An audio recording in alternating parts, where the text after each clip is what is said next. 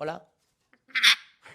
Esta que teño aquí ao meu carón é Lola, un papagayo que marchou da casa e tivo preocupada a súa familia durante 2 días enteiros. Pero como vemos xa está na casa. Agora a gran pregunta é como volveu? Recibí unha chamada dunha chica que atopou un papagayo no colegio no Príncipe Felipe que estaba apoiada nun árbore. Non o pensei e collín o coche, xa despraceime a todo lugar e cunha escaleira e moita paciencia veu a min ao final. Días de angustia e desesperación nos que intentaron de todo para traer de volta a Lola para casa. Foron días de angustia, de impotencia, de rabia, de un querer topala e non poder. Estábamos buscando como locos, salimos a búsqueda con comida, con silbidos, trouxemos outro papagayo para ver se a chamaba. Ela respondía, pero outro día perdimos o rastro e estábamos moi tristes. A forma de escapar deixou impactada a toda a familia e é que ten moito que ver coa historia e o sentimento que gardan por este papagayo. Funlle cambiar a agua e a comida e ela subeu como todos os días, pero xusto entrar dixo o nome do seu anterior dono e botouse a voar. Casa, fogar, familia, isto é o que significa Lola para eles, pois conta cun valor sentimental único por un motivo realmente especial. Lola ten